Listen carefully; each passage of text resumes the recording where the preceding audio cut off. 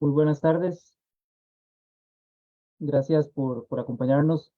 Vamos a dar inicio a la mesa de clausura de estas jornadas académicas de literatura centroamericana organizadas por la Universidad de San Carlos de Guatemala.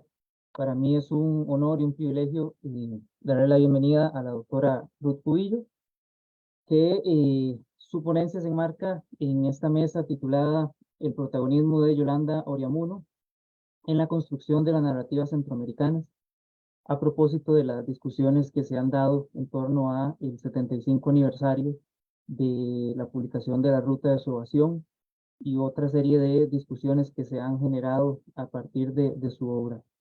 La doctora Ruth Cubillo nos va a dar su conferencia titulada Yolanda Oriamuno, escritora vanguardista.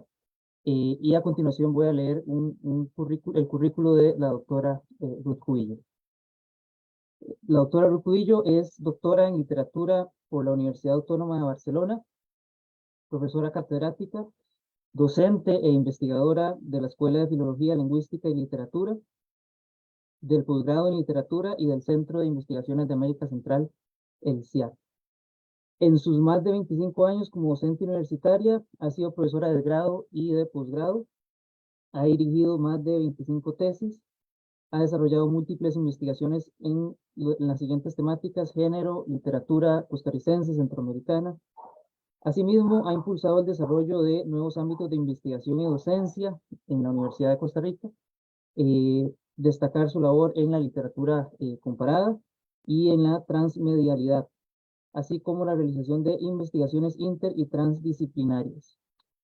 Las más importantes publicaciones de la doctora Ruth Cubillo son las siguientes: Mujeres e Identidades, las escritoras del repertorio americano, 1919-1958, Mujeres ensayistas e intelectualidad de vanguardia en la Costa Rica de la primera mitad del siglo XX, Novelistas españolas del siglo de oro, la obra de Mariana Carvajal y Saavedra, Estudios actuales de literatura comparada, Teoría de la literatura y diálogos interdisciplinarios, en donde fue coeditora, Historia y crítica comparada de la dramaturgia costarricense de 1950 a 1980, Pobreza y desigualdad social en la narrativa costarricense, 1890-1940, Centroamérica con rumbo al norte, migraciones, violencias y subjetividades en la narrativa mexicana y centroamericana del siglo XXI.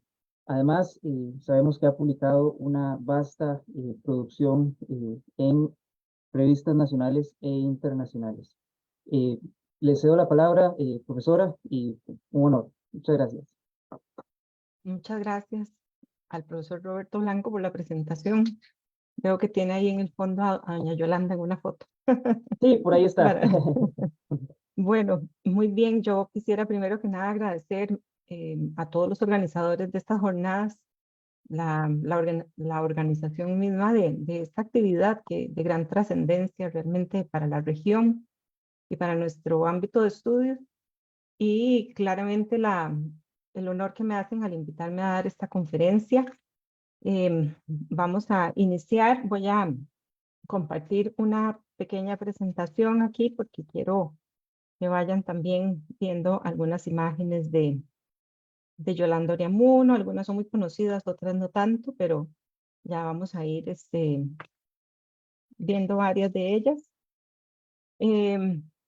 Yo titulé a este trabajo Yolanda Oriamuno o la tragedia de ser una escritora vanguardista en una sociedad conservadora. En la primera mitad del siglo XX existió en Costa Rica un grupo de mujeres que participaron con gran fuerza en el ámbito cultural de este país. Tenían en común el hecho de ser escritoras y de transgredir las normas establecidas por la sociedad costarricense de aquella época. Estas mujeres podrían ser denominadas las intelectuales costarricenses de vanguardia por sus aportes a la sociedad costarricense en ámbitos tan diversos como la literatura, el derecho, el periodismo, la educación, las artes plásticas y la política. Resulta pertinente evidenciar las principales motivaciones de estas mujeres, sus aspiraciones, sus luchas políticas, sus posturas ideológicas, sus fracasos y en general sus contribuciones para el avance de la sociedad costarricense, y centroamericana de esa época. Una época de importantes logros para la colectividad femenina a pesar de las grandes resistencias patriarcales. Yolanda Oriamuno fue parte de ese grupo de mujeres. Ahí en las fotografías pueden ver, por ejemplo, a Ángela Acuña, a Eunice Odio, a Carmen Lira muy joven, a Yolanda Oriamuno, bueno, a varias de estas intelectuales que menciono. En las primeras décadas del siglo XX, la sociedad costarricense reprobaba la incursión de las mujeres en diversos ámbitos tradicionalmente considerados masculinos. La política y en general la participación activa en la vida pública mediante la emisión de opiniones era uno de ellos. Por lo tanto, las intelectuales con voz propia, con presencia en los periódicos y revistas culturales y con opiniones discordantes con respecto a lo que dicha sociedad consideraba apropiado para una mujer, resultaban transgresoras. Conviene preguntarse las razones que llevaron a una mujer como Yolanda Oriamuno a ser disidente, así como analizar las razones históricas y sociales que la llevaron a incursionar en la literatura ficcional de un modo poco tradicional. Al analizar cuál era la situación sociocultural de la mujer costarricense en la primera mitad del siglo XX y sus posibilidades de acceso a ámbitos tradicionalmente reservados al varón, muy especialmente la educación, es posible dar cuenta de cómo se construye socialmente la subjetividad, que en gran medida se basa en la elaboración de imágenes y autoimágenes, en tanto que la identidad de los individuos aglutina el conjunto de percepciones que cada persona tiene de sí misma y que los otros tienen de ella. En este sentido, los modelos de mujer que elabora y difunde por diversos medios la sociedad de cada época contribuyen en gran medida a la construcción de esa subjetividad, pues le marca a la mujer su modo ideal de ser, es decir, lo que socialmente se espera de ella. Pero no me interesa hablar de la mujer en general como categoría abstracta, sino que me parece oportuno, como es evidente, centrarme en el caso de Yolanda Oriamuno, en tanto que una de las primeras escritoras vanguardistas centroamericanas. Ahora bien, para comprender por qué la novela de Oriamuno fue rupturista y vanguardista, es necesario ubicarla en su contexto de producción, es decir, en el contexto de la narrativa social de la generación de 1940, dentro de la cual la inserta la historiografía literaria centroamericana. Está claro que la mayor parte de los autores pertenecientes a la generación del 40 tuvieron como objetivo despertar la conciencia social de los ciudadanos costarricenses, en especial los proletarios, es decir, alertarlos acerca de la desigualdad social, la exclusión y las injusticias sociales existentes en nuestra sociedad. Pues consideraban que este era el primer paso para mejorar la calidad de vida del proletariado costarricense, concienciar, educar e informar para luego pasar a la acción y generar cambios efectivos. Sin duda alguna, las militancias políticas de muchos de estos escritores, como bien lo sabemos, muchos de ellos formaron parte del Partido Comunista Costarricense, fundado en 1931. La ideología política de estos autores y su postura crítica ante las políticas estatales están presentes de diversas formas en sus textos literarios. Aquí en esta fotografía podemos ver, por ejemplo, a Yolanda Oriamuno aquí junto a Joaquín García Monge, que era su gran maestro y amigo. Podemos ver a otros escritores de la generación del 40 como Joaquín Gutiérrez, muy joven, a Fabián Dobles y otros. La literatura publicada por los escritores de la generación del 40 en las décadas del 30, el 40 y el 50 posee el claro objetivo de evidenciar realidades que dan cuenta de problemáticas sociales que ya había comenzado a denunciar la generación anterior, la llamada generación de los intelectuales radicales o generación del repertorio americano, precisamente por la revista cultural que editó durante 39 años Joaquín García Monge, como bien sabemos. Así pues, la literatura de la generación del 40 se convierte en una práctica social concienciadora y en muchos sentidos educativa o formativa, pues se propone lograr que el proletariado conozca sus derechos civiles y laborales y que aprenda a defenderlos, tal y como sucede, por ejemplo, con los trabajadores bananeros en Mamita Yunay o con los campesinos en el sitio de las Abras. Por estas razones, diversos críticos literarios han señalado que la literatura de la generación del 40 podría ser calificada como una literatura comprometida, ya que sus autores asumieron un claro y contundente compromiso político al elegir las temáticas que eligieron y al presentarlas del modo en que lo hicieron. La dicotomía entre ética y estética, política y estética, ha generado largas y no siempre fructíferas reflexiones a lo largo de la historia literaria o de la historia de la literatura. Y en el ámbito de la literatura, el tema del compromiso del escritor, ya sea político o religioso o de cualquier otra índole, ha generado posiciones sumamente encontradas. En la literatura costarricense, la narrativa que se produjo en el periodo 40-50 suele ser considerada por la crítica como un terreno sumamente fértil para discutir sobre el tema de las relaciones entre política y literatura, así como sobre el compromiso literario de los escritores. En palabras del crítico literario Manuel Picado, esto es debido a que, lo cito, es por este periodo cuando en la historia de la literatura nacional aparecen las primeras producciones que abiertamente se plantean en relación con determinadas alternativas políticas. Fin de la cita.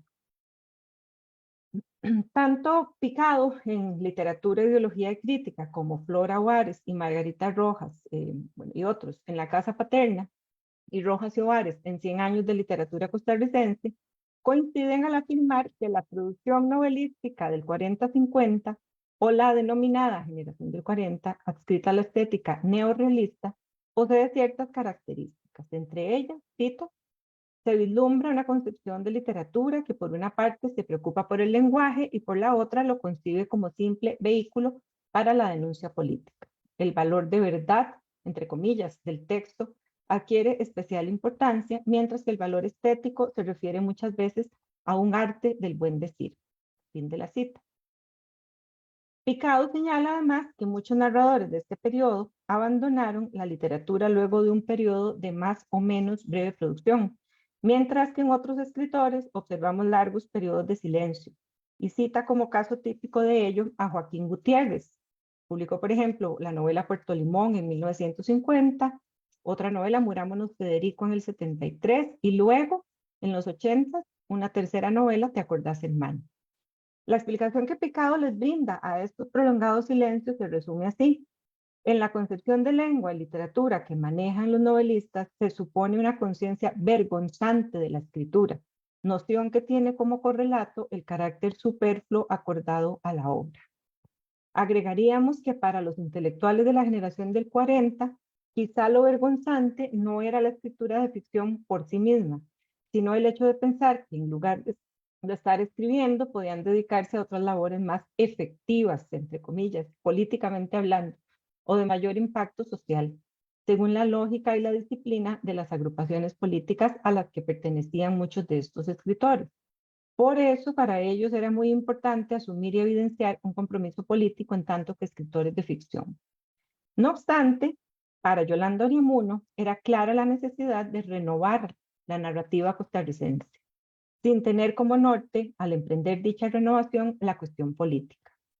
Francisco Rodríguez es un profesor universitario costarricense y crítico literario. En el artículo titulado Del regionalismo a la vanguardia en la narrativa centroamericana, Flavio Herrera y Yolanda Oriamuno señala en este sentido, lo cito, en 1940 en el repertorio americano, Oriamuno publicó un artículo titulado La vuelta a los lugares comunes, en donde expresó que el arte es un movimiento de superación de los lugares comunes conocidos.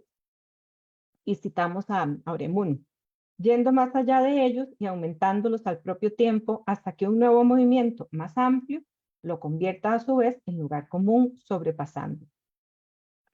Esto lo utiliza como punto de referencia para diagnosticar que, citamos de nuevo, América demanda una higienización poética, pues lo que hacen los autores es copiar a los legitimados. Esta propuesta de limpieza estética la profundiza con mayor claridad 3 años más tarde en otro texto publicado en el repertorio americano que se titula Protesta contra el folclore. Este es un retrato de Yolanda Oriamuno hecho por la pintora costarricense Margarita Bertó. Bueno, en este artículo arguye que la literatura costumbrista americana, vigorizada en el dolor, plena de individualidad, es un hecho cumplido. Pero yo estimo, dice Yolanda, que el clímax de saturación ha llegado y acuso a la literatura folclorista de unilateralidad. Considero que más folclore, visto como única corriente artística posible en América, significa decadentismo. Final de la cita. Ahora bien, ¿cómo surge para la historiografía literaria la generación del 40?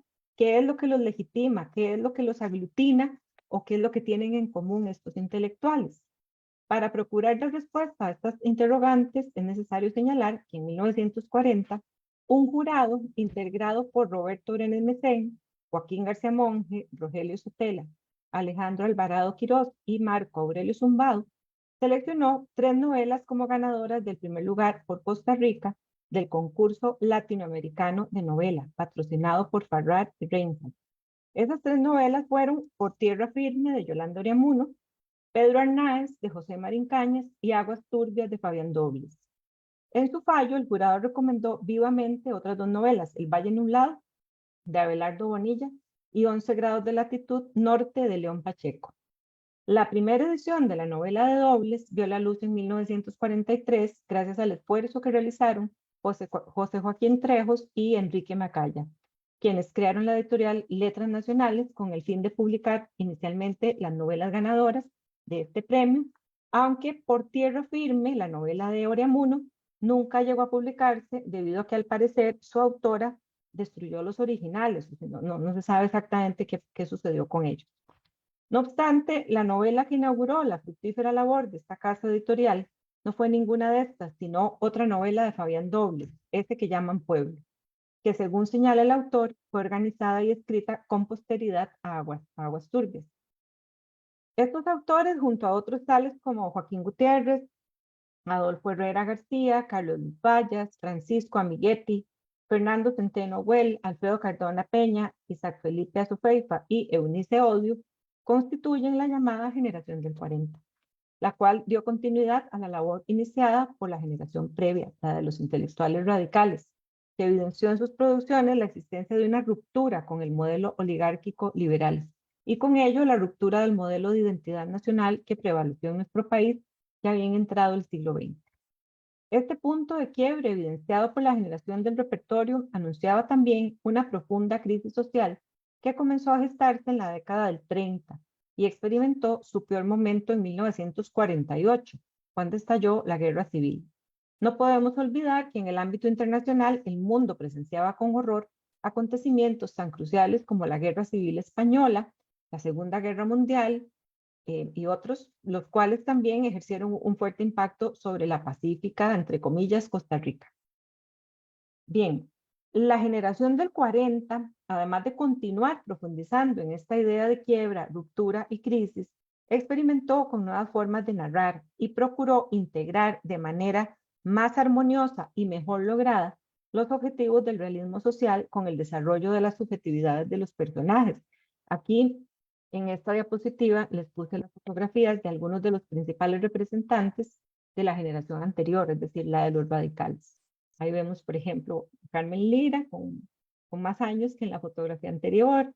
Vemos a Omar Dengo, vemos a Brenes Mesén, a García Monge nuevamente. Bien, les decía entonces que en este sentido conviene apuntar que otro elemento fundamental de la crítica, que la crítica tradicional había empleado para clasificar las novelas del periodo 40-50 y que Manuel Picado evidencia en su texto que mencioné hace un rato del 83, es la división entre textos más o menos naturales o más o menos artificiales. Es decir, se plantea la existencia de 2 grupos de novelas, y cito a Picado: unas espontáneas, claras, sinceras, naturales, en último término, eh, sin artificio, ¿verdad? Y las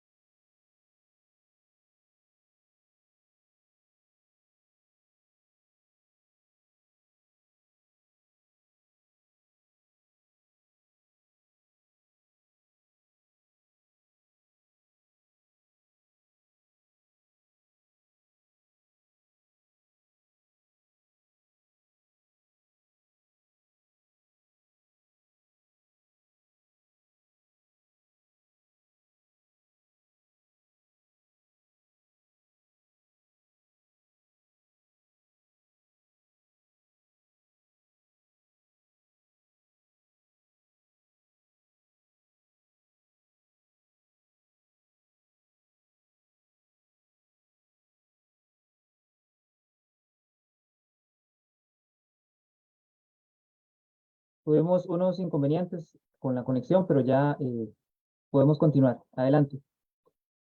Sí, muchas gracias. Fue aquí, en mi casa, que se fue la electricidad por un momento. Disculpen.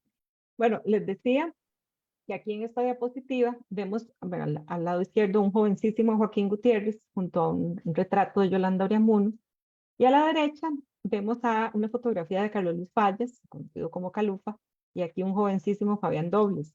Estos dos escritores representan lo que Manuel Picado denomina los escritores que están en los dos extremos de la generación del 40.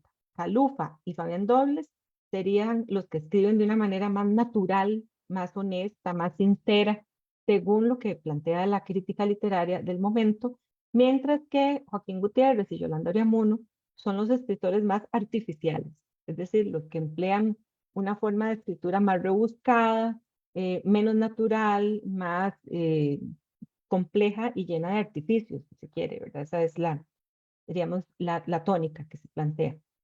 Bien, entonces, tal y como en el primer grupo, les decía, se ubican entonces Dobles, Marín Cañas y Carlos Luis Fallas, y en el segundo, sobre todo, ellos dos, Yolanda Oriamuno y Joaquín Gutiérrez. Pero tienen un clarísimo antecedente, que es Max Jiménez, que es un escritor que publicó la mayor parte de su obra en la década de 1930 y que es uno de los primeros escritores vanguardistas costarricenses. Esta artificiosidad de los textos de Oramuno y Gutiérrez los aleja de lo verosímil y por eso muchas veces son condenados por la crítica. Abelardo Bonilla, que es uno de los principales, diríamos, uno de los historiadores de la literatura más reconocidos y leídos de Costa Rica, señala, por ejemplo, al referirse en su historia de la literatura costarricense a la ruta de su evasión, que en esta, como en todas las obras de Yolanda Oriamuno, hay audacia de concepción y de forma, pero es evidente la falta de unidad interior, dice don Abelardo. Tal y como lo plantea Claudio Bogantes, algunos de los escritores de la generación del 40 decidieron literaturizar la realidad extraliteraria, esa realidad llena de pobres y de excluidos por la sociedad, mientras que otros autores de esa generación se empeñaron en hacer de la literatura su arma de combate, su trinchera ideológica. En este sentido, la crítica literaria francesa Marianne Guenec plantea que los escritores de la generación del 40 se proponen, y cito a Guenec, mostrar los fallos en la imagen idílica de una Costa Rica pacífica, democrática, campesina, trabajadora y católica, insistiendo tanto en la pérdida de valores como en los problemas económicos, políticos y sociales con voluntad pedagógica. Se saca así provecho del realismo y de su relación con la vida real, sin mímesis, mera imitación de esta misma realidad. De modo que El Jaúl, publicado en 1937 por Max Jiménez, se considera como una novela precursora. Los habitantes de San Luis de los Jaúles son unos alcohólicos, violentos, viciosos, que roban y difaman hasta el cura o al maestro. Dista mucho, pues, de la imagen del costarricense como campesino pacífico, católico y honrado. Sin embargo, Max Jiménez no se interesa en el problema de la propiedad como Vida y Dolores de Juan Varela, de Adolfo Herrera García, publicada en el 39 y primera novela de la generación por sus temas. Final de la cita de Guenec. Ahora bien, tanto Oriamuno como Gutiérrez representan sujetos ficcionales problemáticos. Y creo que aquí está la clave de varias de sus producciones ficcionales, de sus novelas. En este sentido, Bogante señala que a lo largo de la década del 50 se da una evolución en dicho concepto, el de sujeto problemático, según la cual en las primeras novelas del periodo el sujeto problemático era más bien el autor mismo, que denunciaba las condiciones sociales en que vivían los personajes que creaba, hasta llegar a Puerto Limón de Joaquín Gutiérrez, donde un autor, sujeto social problemático, crea el personaje de Silvano, claramente problemático. Sin duda, los personajes que construye Oriamuno en su novela son sujetos ficcionales también problemáticos y problematizadores de su entorno, mucho más preocupados por sus conflictos internos que por lo que sucediera fuera. Es decir, mucho más preocupados por su realidad interna, por decirlo de algún modo, que por la realidad social. Son varios los relatos y ensayos publicados por Oriamuno en diversos periódicos y revistas culturales de Costa Rica, Guatemala y México a partir de 1936 y hasta 1951, en los que también se problematizan diversas subjetividades. En este sentido, resulta muy esclarecedora y sugerente la lectura que Lilia Ramos, otra de estas mujeres que podríamos ubicar como escritoras vanguardistas costarricenses, Lilia Ramos hace una lectura muy interesante, les decía, de la producción oreamunana, y esa lectura propuesta por Lilia Ramos se incluye en este libro, A lo largo del corto camino, publicado por primera vez en 1961 por la editorial Costa Rica. Lo que plantea es que el principal leitmotiv de la obra de su amiga Yolanda es la angustia, por lo cual nos propone aproximarnos a los textos de esta autora desde dos perspectivas fundamentales: el existencialismo de Søren Kierkegaard y el psicoanálisis de Sigmund Freud. En este sentido, podemos afirmar que la producción escritural de Oriamuno puede ser considerada como el producto de un sujeto profundamente marcado por la cultura y por el alto precio que, según Freud, debemos pagar para vivir en sociedad. En el conocido ensayo titulado El malestar en la cultura, de 1930, Freud analiza cuál es la finalidad de la cultura y por qué en la búsqueda de esa finalidad la cultura genera malestar. Se plantea entonces que el sujeto exige de la vida la felicidad y lograr mantenerla, pero en contraposición a ello, también experimenta situaciones de sufrimiento que impiden su propósito. Las principales acciones de displacer se sintetizan en tres fuentes, según Freud: el miedo a la muerte, el miedo a la amenaza del mundo exterior, incluida la naturaleza, y el temor a las relaciones sociales. En los ensayos de Oriamuno, así como en sus cuentos o relatos, encontramos algunas de estas fuentes de temor. Y yo quise elaborar esta tabla donde sinteticé todas las publicaciones realizadas por Yolanda Oriamuno. Ahí les puse el género literario, el lugar y la fecha de publicación. Voy a irlas pasando a medida que voy a ir comentando algunos de estos ensayos. Bien, entonces, en ensayos como 18 de septiembre, El negro, sentido de la alegría, 40 grados sobre cero y El espíritu de mi tierra, se evidencia el temor a relacionarse con el otro, pues para la autora se trata de otros poco conocidos, como por ejemplo El campesino chileno, en el 18 de septiembre, El campesino de la llanura guanacasteca, en 40 grados sobre cero y en El espíritu de mi tierra, y El negro en el ensayo titulado El negro, sentido de la alegría. Bueno, en estos ensayos, les decía, hay una dificultad para efectuar procesos de identificación con prójimos a los que les resulta un tanto difícil amar e incluso comprender, debido a que se hallan bastante lejos de su propia concepción o percepción de sí misma. Por otra parte, en el cuento titulado Un regalo, publicado en 1949, resulta sumamente elocuente para explicarnos hasta dónde puede llegar la indiferencia de un ser humano ante sus semejantes, el temor de establecer relaciones, el miedo de conversar con nuestro vecino, la angustia de no saber qué decirle, en especial si nos parece muy diferente de nosotros mismos. No obstante, su postura de temor a la otredad, y pese a que Oriamuno muestra claramente su oposición a la literatura folclórica, costumbrista o regionalista, pues creía firmemente en la necesidad de renovar e innovar, como ya mencionamos, al comentar el texto del francés Georges Vidal titulado Mi mujer y mi monte, en su ensayo homónimo publicado en Repertorio Americano, Yolanda alude a la necesidad que tenemos de desprendernos de la llamada civilización si queremos conocer al otro, en este caso el indígena americano, pues de lo contrario se corre el riesgo de pretender moralizarlo o incluso, dice Yolanda, catequizarlo.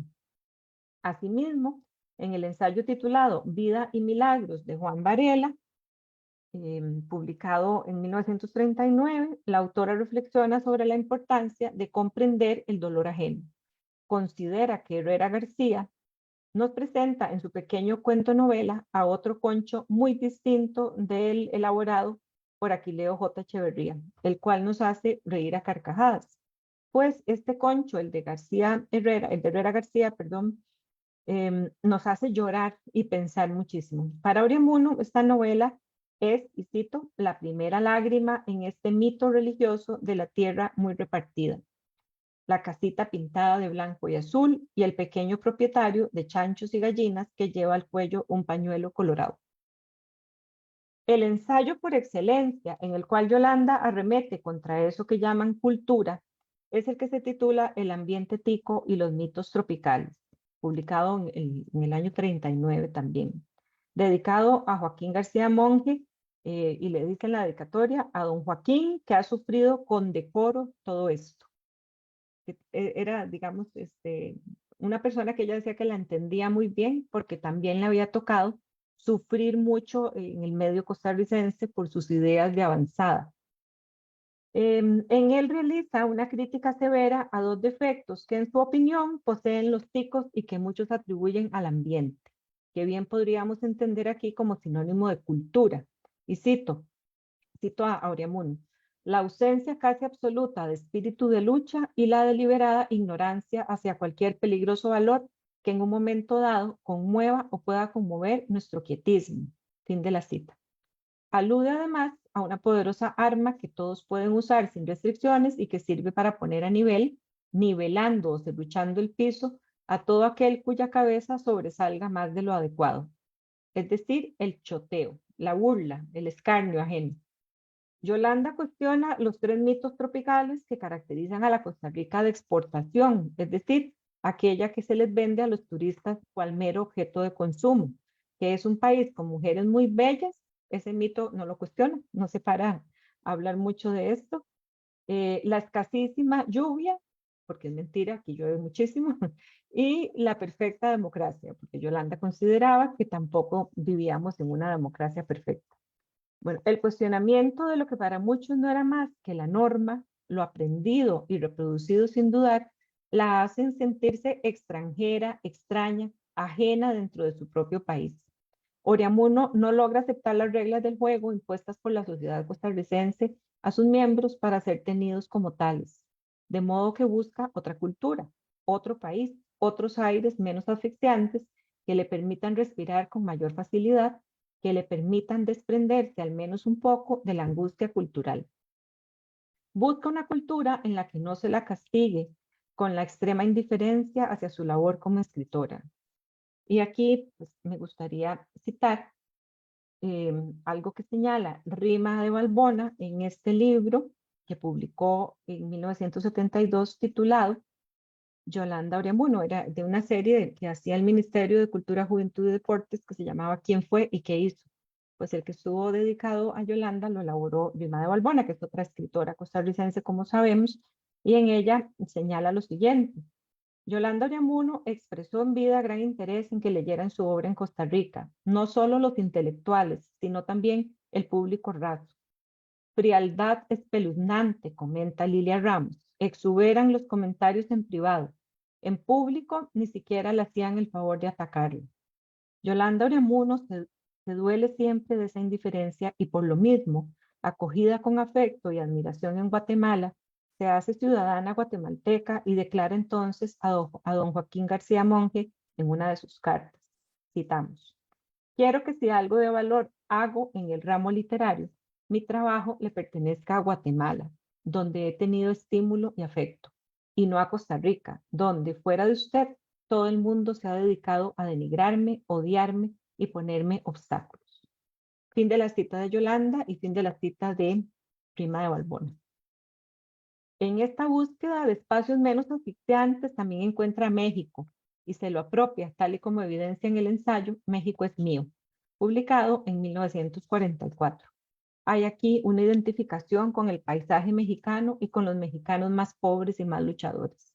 Cito a Ureamuno: en el regazo de esas madres que venden en la calle con sus hijos sobre el suelo, hechas ovillo en el polvo de la acera, yo lloraría.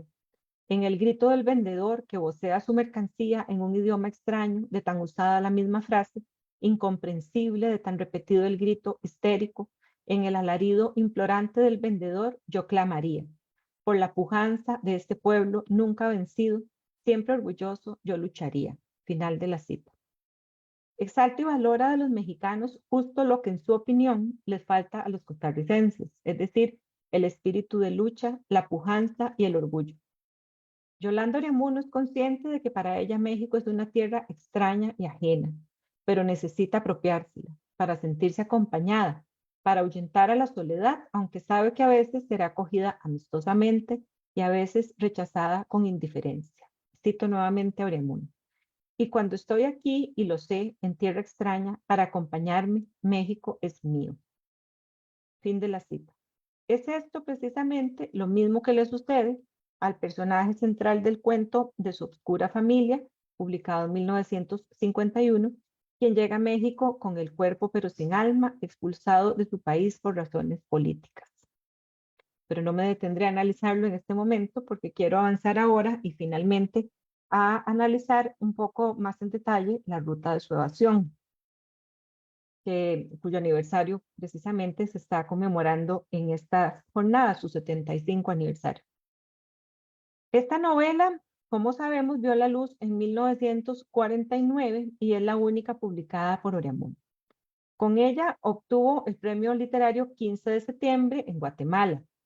En Costa Rica, como señala Rima de Balbona, el periódico La Nación fue el único que le brindó una felicitación a Oriamuno por el premio obtenido, aunque no realizó ningún comentario de la novela, ni ese periódico ni nadie, total indiferencia, como decía la misma Rima de Balbona.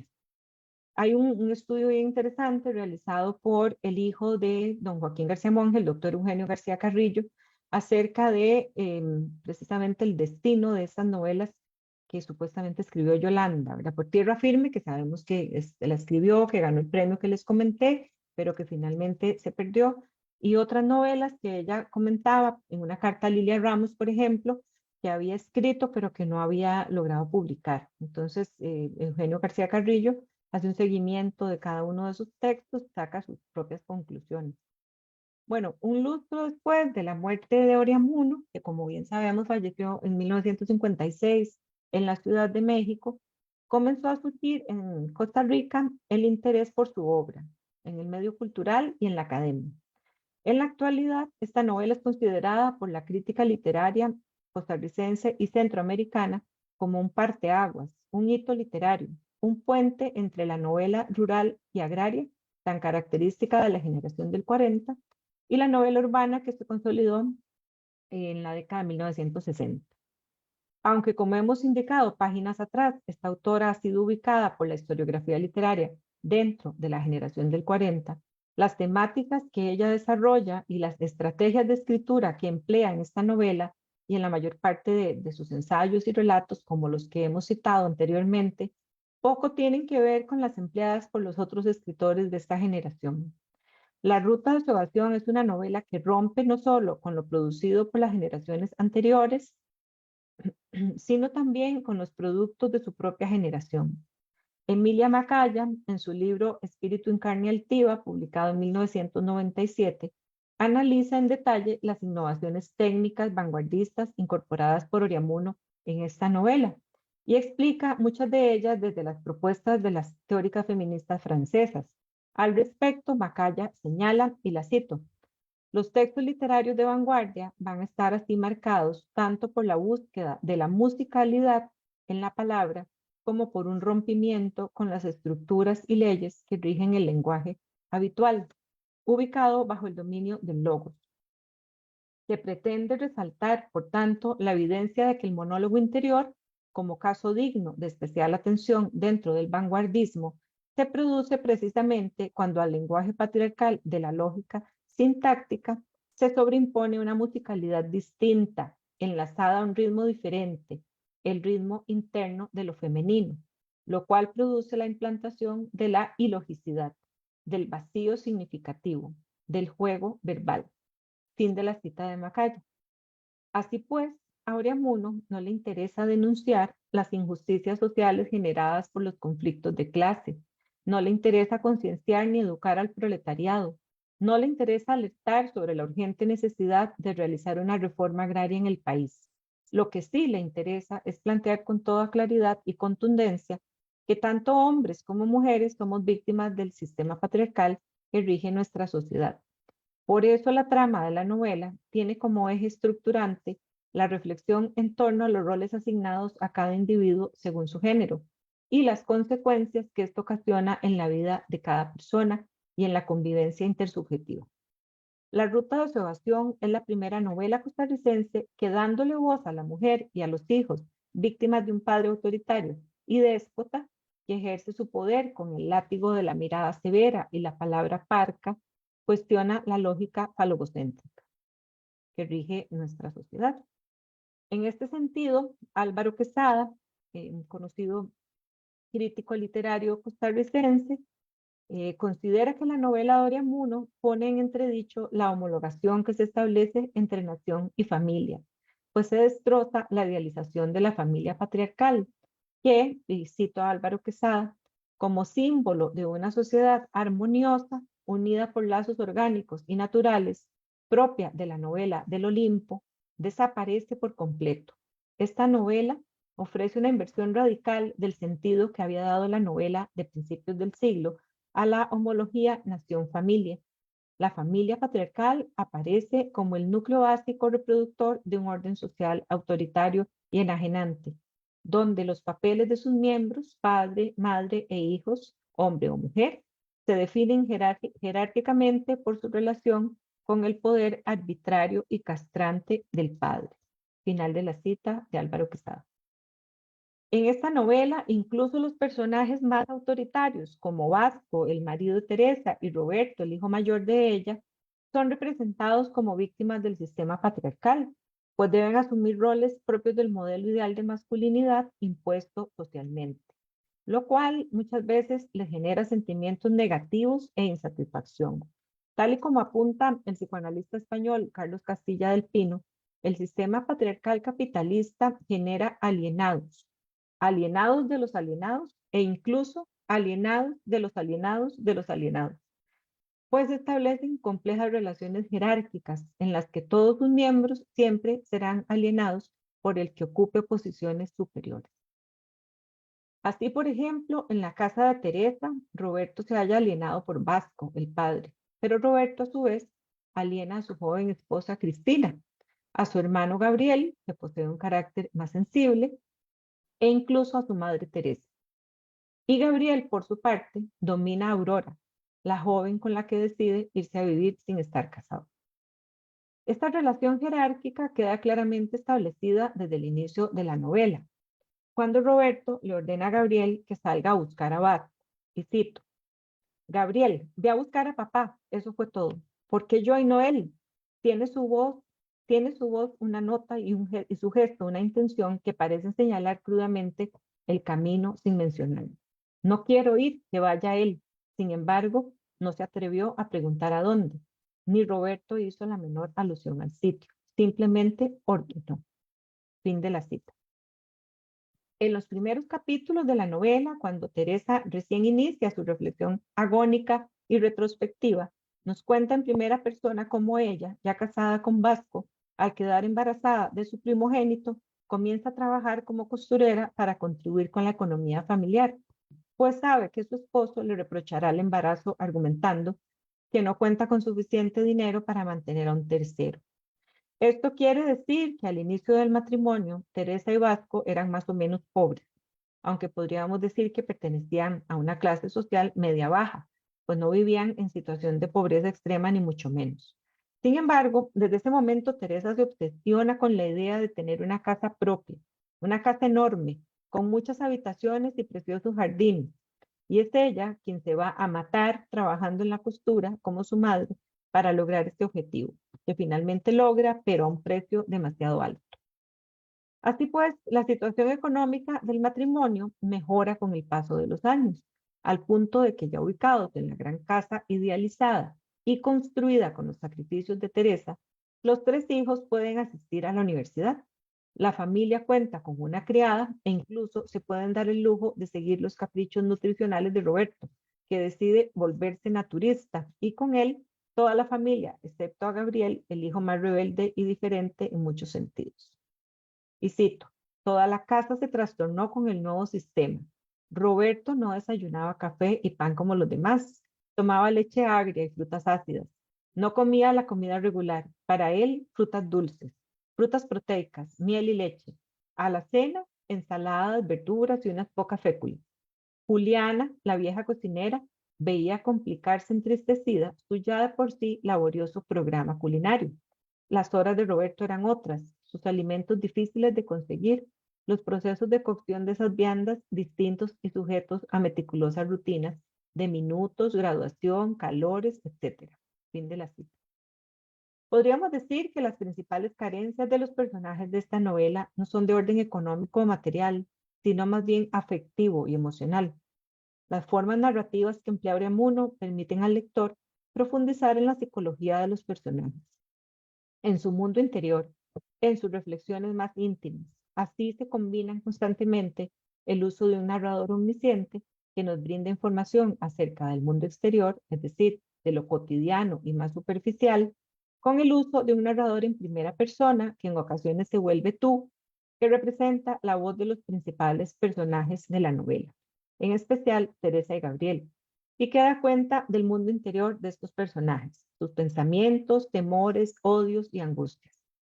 Hacia el final de la novela, en el capítulo 22, cuando Gabriel decide suicidarse ante la mirada impotente y a la vez complacida de Aurora, asistimos a uno de los monólogos más complejos de la novela. Gabriel, el hijo de Teresa, renuncia a ser hombre, renuncia a vivir, renuncia a la logicidad de su lenguaje masculino. Su palabra se va fundiendo poco a poco en la agonía y en el delirio tan próximos a la muerte misma, a la disolución de la subjetividad. Su verbo se vuelve fragmentario y cargado de silencios y de pausas. Y esta es la cita que quise extraer para evidenciar esto que acabo de señalar. ¿Has pensado tú si los párpados reposan en la vigilia o en el sueño? Titsun San. Yo creo que descansan en la vigilia porque los ojos de los muertos que reposan no se cierran solo. Hay que cerrarlos con el dedo, porque los párpados tienden a abrirse para descansar. ¿Entiendes mis palabras? Mi lengua ha crecido como la de un ebrio. Titsun San. Nunca había pensado que se necesitara pensar para mover la lengua. Creí que su movilidad obedecía a una contracción nerviosa, inconsciente y no a un pensamiento voluntario. Pero ya se ve. Así es. Sin Sun San. Pequeña, ¿qué te estaba diciendo? Pon tu mano en mi corazón. ¿La tienes? Ya no la siento. Es ya corazón de niño, porque te quiero como a un niño, así de dulcemente, de accidentada e inconscientemente, como sucede el amor de un niño. Fin de la cita. Ramón Luis Acevedo, en su artículo titulado Orígenes de la nueva novela centroamericana, 1968-1980, publicado en 1994, señala que novelas como esta de Unamuno, cito, son más bien elementos aislados en su momento, manifestaciones individuales que no tienen continuación inmediata y que no representan la modalidad dominante de novelar en la región. Solo a partir de la década del 70, tras el fecundo impacto del boom, se produce en Centroamérica con suficiente intensidad y calidad lo que podríamos llamar una nueva narrativa. Fin de la cita.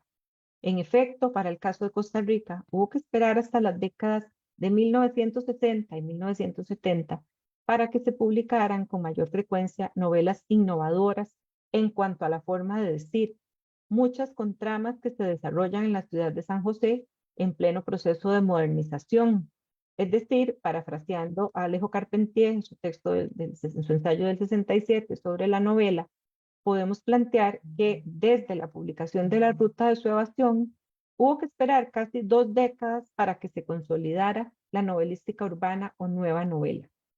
Justamente es otra escritora costarricense, Carmen Naranjo Coto, quien esta vez toma la bandera de la renovación al publicar novelas como Los perros no ladraron en el 66, Memorias de un hombre palabra en el 68 y Camino a Mediodía en ese mismo año. Luego, en el 74, tenemos Diario de una multitud. Deseo finalizar señalando que tenemos pendiente la elaboración de una historia de la literatura costarricense y centroamericana escrita por mujeres, que nos permite establecer nexos entre autoras tan relevantes como Yolanda Oriamuno, Ana María Rodas, que es la otra autora a la que se ha dedicado esta jornada, y otras muchísimas más, cuyas voces han sido integradas de manera tangencial o sesgada a la historiografía de nuestra región. Muchísimas gracias. Muchas gracias a la profesora Ruth Cubillo. De verdad que ha sido una ponencia sumamente esclarecedora, no solo en términos historiográficos, sino también en términos del diálogo que mantiene con el análisis literario de toda la trayectoria de Yolanda Oriamuno. Vamos a dar inicio a un espacio de preguntas. Yo después tal vez voy a hacer un cierre, si me lo permiten, retomando algunas cosas que dijo la profesora. Y también le quería hacer una pregunta, pero voy a referirme a las 5 preguntas que le hacen a la profesora. Dice la primera: ha mencionado una producción ensayística de Yolanda Oriamuno que es quizás la menos conocida. ¿Cuáles serían, a su juicio, los rasgos destacados de esta producción textual y de qué forma se instaura en una tradición de pensamiento costarricense o centroamericano? Voy contestando entonces así, Sí, una por yo una. Muy diría que bien, sí. muy bien.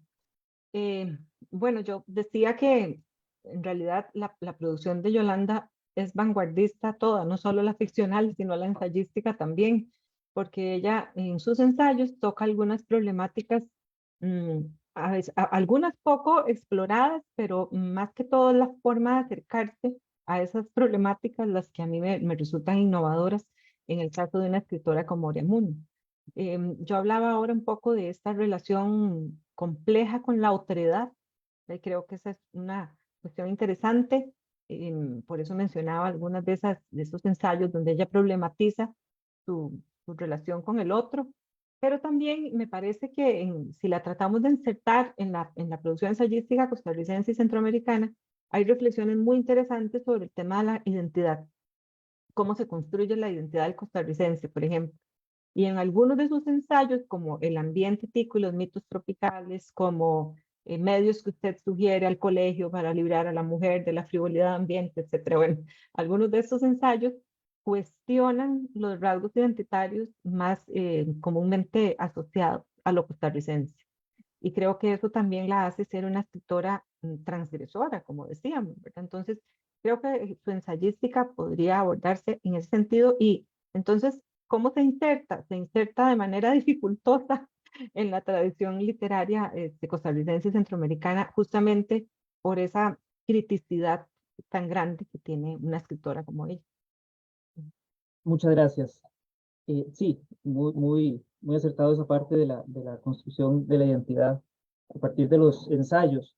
Dice la segunda pregunta: aunque Yolanda Oriamuno señala su deseo de asociarse a la nacionalidad guatemalteca, es en Costa Rica donde se le ha rescatado. ¿Cuáles son, según su opinión, las principales acciones o proyectos que han reivindicado a esta escritora como una de las principales figuras culturales? Bueno, vamos a ver, yo creo que em, hubo que esperar a la muerte de Yolanda, como bien expresa Rima de Balbona en el libro que les presentaba hace un ratito. Hubo que esperar a la década del 60, ¿verdad? Sabemos que ella murió en el 56 y fue a inicios de los 60 cuando empezaron a realizarse algunas acciones reivindicativas en Costa Rica, porque decíamos ahora que ella se fue de aquí porque se sentía incomprendida, se sentía, como decimos, ninguneada, Ujú. ¿verdad? O sea, esa indiferencia tan terrible de la que ella siempre se quejaba.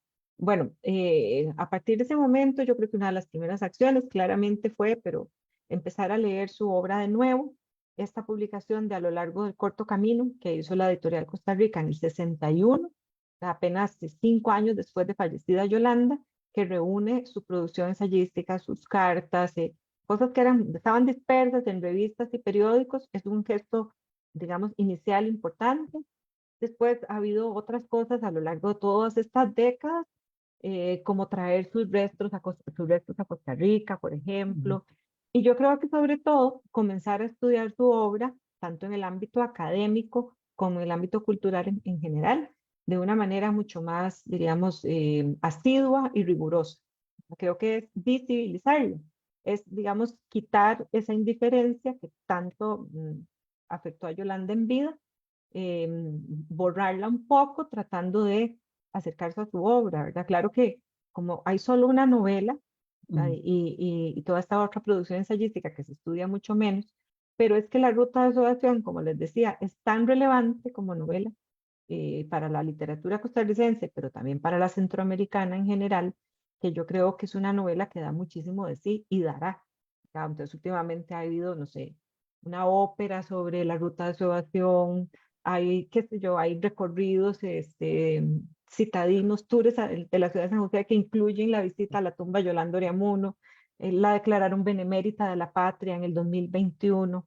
Este tipo de acciones que han tendido un poco como a oficializarla, si se quiere. Pero me parece a mí que desde la academia lo más pertinente es continuar estudiando con rigor su producción literaria y ensayística. Excelente, muchas gracias. Yo le agregaría también, por cierto, una labor que hizo uno de los ponentes en estas jornadas, que fue Juan Pablo Morales Figueros, que se dio a la tarea de restaurar la tumba de Yolanda Oriamuno, ¿no? Contactando a sus familiares y pues ya tiene esa tumba, ¿no? Que debería tener una de las máximas exponentes de este país. Eh, la tercera pregunta dice, el exilio es sin duda un determinante en la vitalidad de Yolanda Oramuno. ¿Cómo condiciona su producción literaria? Es decir, ¿cómo el exilio condicionó su producción? Bueno, creo que sin duda el exilio le da una forma diferente de ver la realidad, de ver el mundo. O sea, el hecho de haber tenido que salir de Costa Rica, pero recordemos que ella antes de irse a vivir a Guatemala y finalmente morir en México, ella estuvo también en Chile cuando se fue muy Ujú. jovencita, casada con su primer esposo, se fue a vivir a Chile un tiempito, pero su esposo se suicidó y ella tuvo que regresar a Costa Rica pronto, pero digamos que eso no era exilio, ¿verdad? O sea, era una primera Ujú. salida del país. Pero ya luego, cuando ella sí decide irse de Costa Rica definitivamente, eso sin duda la hace ver todo desde otra perspectiva, es decir, le permite ver esa realidad costarricense que ella sentía que la ahogaba, la asfixiaba, la empequeñecía, verla de otra manera. Entonces, yo en la producción ensayística de Yolanda, posterior al momento en que ella sale de Costa Rica, uno no puede percibir nostalgia, por ejemplo, como si se percibe en otros escritores que tienen que ir al exilio por diferentes razones, ya sea políticas u otras, pero en el caso de Yolanda no, porque ella se fue convencida de que se tenía que ir probablemente. Claro, no hubiera querido a lo mejor irse, pero bueno, eso ya es una conjetura mía, ¿verdad?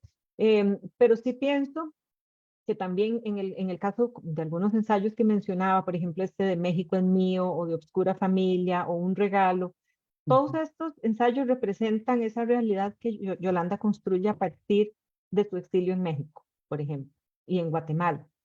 Y creo que entonces esto le permite tener otra dimensión de lo que, no solo de la producción literaria costarricense, sino tener una concepción como más regional, Ujú. ¿verdad? E insertar su propia producción ahí. Ahora, buena parte de la producción literaria de Yolanda, que estaba dispersa en periódicos y revistas, se publicó primero en Costa Rica, ¿verdad? Ujú. Buena parte en repertorio americano, por ejemplo. Lo que quiero decir es que muchos de estos textos se publicaron antes de que Yolanda se fuera al exilio, ¿verdad? Y hay algunos otros, como la misma novela que se publicó en el 49, La Ruta de Sudación, que fueron ya con Yolanda viviendo fuera de Costa Rica. Entonces yo creo que sí, el exilio condiciona muchísimo su forma de ver el mundo, de representar la realidad y de concebir la literatura misma. Bien, muchas gracias. Eh, Nos dice otra pregunta, aprovechando la presentación que usted hizo de varias ediciones de la novela de La Ruta de Salvación, ¿qué impresiones puede hacer de la historia editorial de La Ruta de Salvación? Ujú.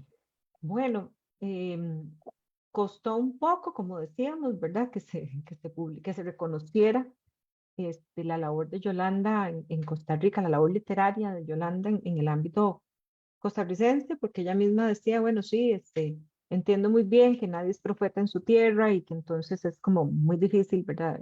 A veces hacerse un espacio en un mundo cultural tan complejo como este, etcétera, pero La Ruta de Sudación es una novela que a partir de la década del 70 podríamos decir que ha tenido buena fortuna en el ámbito editorial costarricense. Siguen publicándose ediciones de esta novela, ¿verdad? Este año, para el 75 aniversario, la editorial Costa Rica acaba de publicar una nueva edición. Hay ediciones realizadas por editoriales privadas, como por ejemplo Legado, que publicó una edición muy bonita hace unos años. Es una novela que se sigue leyendo constantemente, ¿verdad? Entonces, creo que, pero como insisto, hubo que esperar varios años para que eso fuera así, ¿verdad? No, no fue así desde el inicio, sino que fue ya, digamos que bien entrada la segunda mitad del siglo XX, la década del 60, 70, cuando eso comenzó a cambiar un poco. Y hoy día ya nadie duda de que La Ruta de Sudación es una novela incluso canónica, o sea, incluso que ha ingresado al canon de la literatura costarricense, que no siempre fue así, ¿verdad? Pero hoy día ya creo que está mucho más reconocida y legitimada. Ujú. Bien, gracias. Otra pregunta dice, ¿qué deudas considera usted que tiene la narrativa centroamericana contemporánea con respecto a la novela La Ruta de Sudación? Deudas. Sí. Bueno, vamos a ver, no, no sé muy bien a qué se refieren con lo de las deudas, pero sí creo que La Ruta de Salvación es una novela que innova tanto en la forma como en el contenido, como decíamos hace un rato. Y creo que, vamos a ver, la narrativa centroamericana contemporánea, en algunos casos, es que no puedo generalizar, pero en algunos Ujú. casos se tiende a innovar mucho más en el contenido que en la forma. Entonces creo yo que si tuviéramos que señalar alguna deuda o alguna cosa, algún puente que se haya quebrado, digamos, entre esta narrativa contemporánea y una novela como La Ruta de Ovación, es precisamente esa experimentación con las formas, ¿verdad? Que uno podría Ujú. pensar que podría darse más, pero sí se da, o sea, no quiero generalizar porque sí hay novelas contemporáneas que también, digamos, son muy experimentales en cuanto a la forma, pero no es algo que suceda con tanta frecuencia. Entonces, pienso que esa propuesta, esa manera de escribir tan vanguardista de Yolanda en La Ruta de Sudación, es algo que se podría retomar con más frecuencia desde la narrativa centroamericana contemporánea. Excelente, muchas gracias a la profesora. Yo quisiera establecer un diálogo aprovechando su expertise en el ámbito de la literatura comparada, ¿no? Que evidentemente en los últimos años aquí en la producción nacional ha sido muy enriquecedora. Sabemos que la primera mitad del siglo XX va dejando de lado el realismo sociopolítico, ¿no? Aunque algunos lo retoman, y vienen todas estas olas de vanguardia, ¿no? O de la vanguardia histórica. Y yo me preguntaba, ¿no? ¿Qué lazos podrían establecerse, por ejemplo, entre la obra de Yolanda y la obra, por ejemplo, de una escritora chilena que para mí me parece que tiene muchas conexiones, que es María Luisa Bombal, ¿no? Ujú. Eh, e incluso con otros escritores, ¿no? Ecuatoriano, Paulo Palacio, ¿no? Que mantenían una suerte de recelo a la construcción de estados nacionales, ¿no? Y redireccionaban esa crítica directa, ¿no? En sus obras como tal. E incluso pensando fuera de las fronteras latinoamericanas, el diálogo que se podría establecer con una figura como la de Simón de Beauvoir, por ejemplo, ¿no? Que convivieron en esas mismas, en esos espacios temporales, ¿no? De la primera mitad del siglo XX.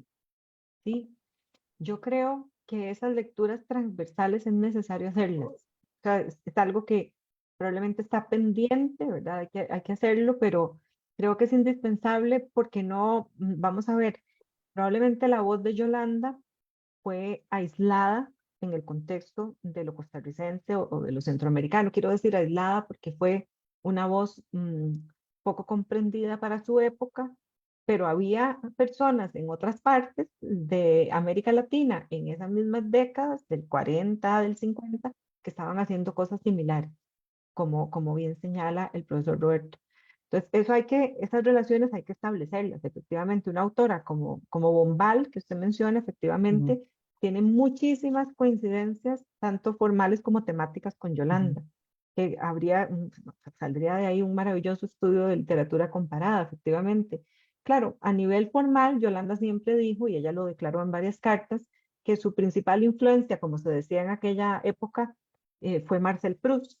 O sea, ujú. ella dijo claramente, o sea, mis técnicas narrativas, muchas de ellas han salido de la lectura de Marcel Proust, pero digamos que contemporáneamente a la escritura de Yolanda, efectivamente, hubo muchas otras escritoras y escritores que tenían inquietudes similares, ¿verdad? Y que también de alguna manera rompían con los esquemas canónicos de sus respectivos países, y que entonces en muchos casos también les ha costado ingresar al canon precisamente por rupturistas, ¿verdad? Porque entonces siempre genera como esa disonancia, esa disidencia, y hay siempre gran resistencia al cambio, ¿verdad? O suele haberla. Entonces, creo que este hecho, el hecho de ser escritores disidentes, vanguardistas, rupturistas, es un eje transversal que podríamos plantear perfectamente para establecer un trabajo de comparación. Sería maravilloso realizarlo, claro, claro que sí. Excelente, muchas gracias a la profesora Ruth. Eh, yo siguiendo la línea, ¿no? que teníamos pactada, voy a referirme rápidamente a hacer una síntesis, ¿no? De lo que abordó la profesora. Evidentemente, como dije, ¿no? Lo historiográfico lo focalizó muy bien, tomando en consideración la gran producción que se ha realizado, ¿no? De los estudios clásicos de literatura costarricense y centroamericana. Yo creo que ese eje es vital, ¿no? El de la intelectualidad construida desde y para las mujeres, ¿no? Sobre todo en la primera mitad del siglo XX, ¿no? Eh, y me hace replantear y repensar en esta idea de la disidencia, ¿no? Y correlacionándola con una de las preguntas, cómo pensar y reflexionar en términos de la construcción identitaria que se puede dar desde ese enfoque. También muy esclarecedor toda la parte, ¿no? De la generación del 40, ¿no? Esta generación que también se alimenta, ¿no? De algunos otros escritores anteriores, ¿no? Surgidos como Max Jiménez, ¿no? Incluso el propio José Marín Cañas, me atrevería a decir también, ¿no? Eh, y como Yolanda, pues es cierto, rompe, ¿no? En esta dinámica del compromiso sociopolítico, pero aún así asume un tipo de compromiso, pero que va más allá, como usted muy bien lo, lo, lo explicó. En ese sentido, pues hay una clara renovación con el compromiso de esa parte, ¿no? Eh, Finalmente, yo también quisiera hacer unas conclusiones, si me lo permiten, de todo lo que ha sido las actividades de estas jornadas de literatura centroamericana, siempre teniendo en consideración lo que decía la profesora Ruth, ¿no? Que queda pendiente pues establecer un diálogo con todos los panoramas de la literatura centroamericana que hay, ¿no? Eh, Evidentemente hubo dos ejes problemáticos que lo que hicieron fue entender la dinamización sociohistórica de la literatura centroamericana eh, en conformidad con la literatura escrita por las mujeres, ¿no? Principalmente.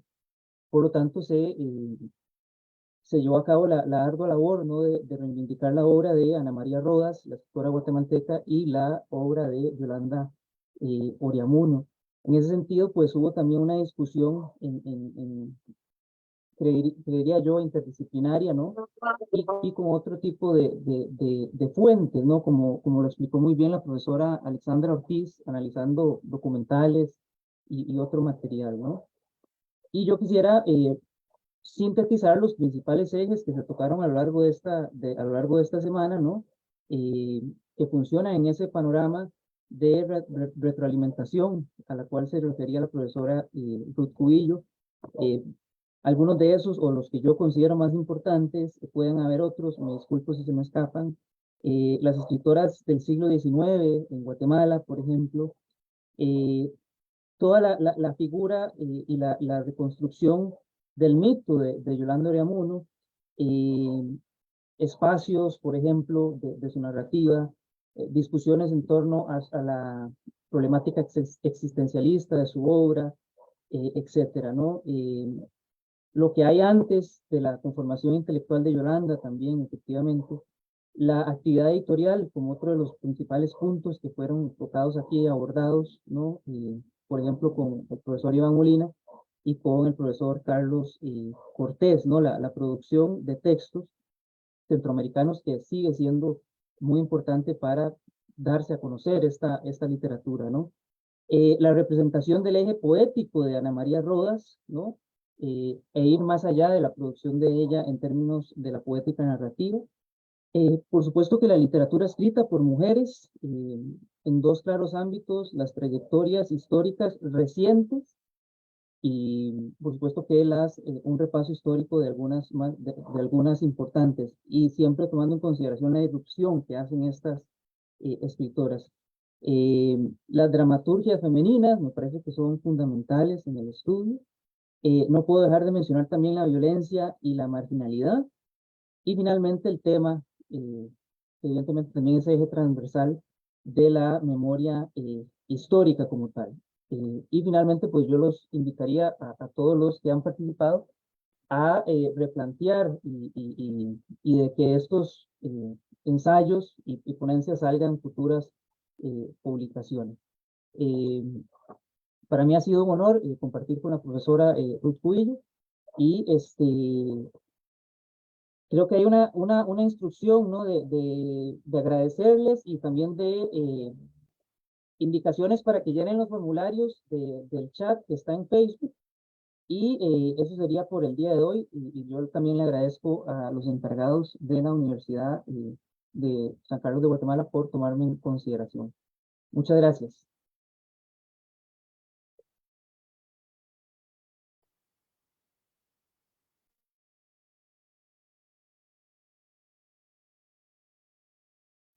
Sí, no sé si la doctora Ruth Cubillo quisiera decir unas últimas palabras.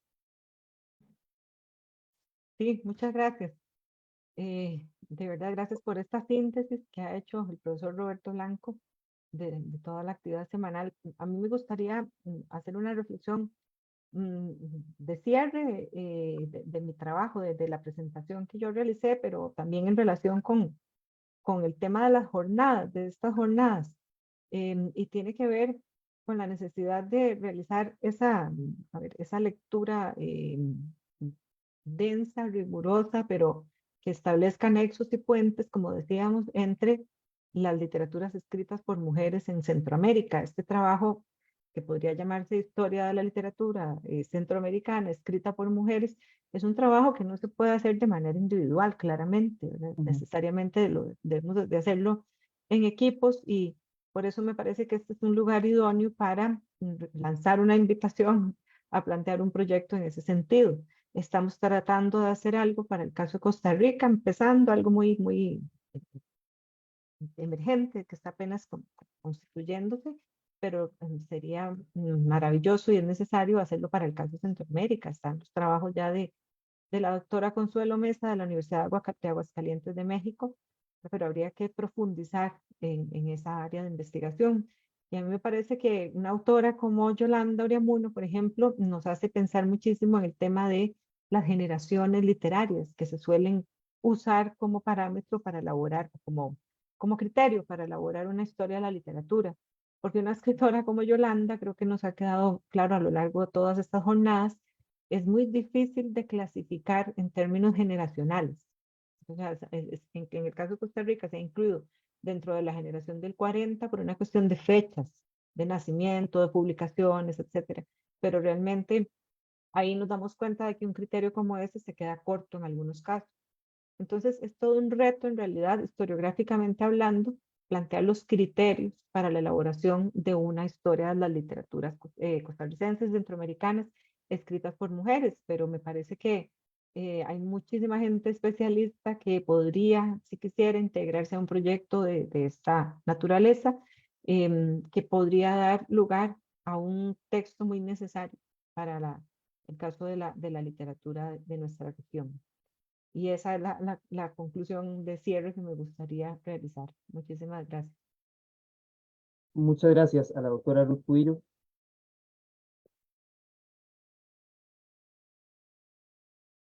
Me dicen que tengo que leer aquí está, ahora sí. Eh, Tal vez si lo pueden hacer un poquito más grande, por favor, para leer el diploma. Excelente, muchas gracias. Esto es un diploma que se le otorga a la doctora Ruth Cubillo, Universidad de San Carlos de Guatemala, Facultad de Humanidades, Departamento de Letras. Otorgan diploma a la doctora Ruth Cubillo Paniagua por su excelente participación en la conferencia de clausura, el protagonismo de Yolanda Oriamuno en la construcción de las narrativas centroamericanas dentro del marco de las cuartas jornadas académicas de literatura centroamericana dedicadas al cincuentenario de la publicación de poemas de la izquierda erótica de Ana María Rodas y a los 75 años de publicación del libro de la ruta de subación de Yolanda Oriamuno, realizada en modalidad virtual los lunes 16, martes 17, miércoles 18, jueves 19 y sábado 21 de octubre, con una duración de 10 horas. Y la fecha de hoy, Guatemala, 21 de octubre de 2023. Se lo entregan el máster Jorge García González, coordinador general de las jornadas, y la doctora Elsa Nulia Paredes, directora del Departamento de Letras, y el decano Santos de Jesús David. Muchísimas gracias de nuevo y a todos los participantes. Muchas gracias. Excelente. Buenas tardes, que estén muy bien e invitarlos también a las próximas jornadas del próximo año. Gracias.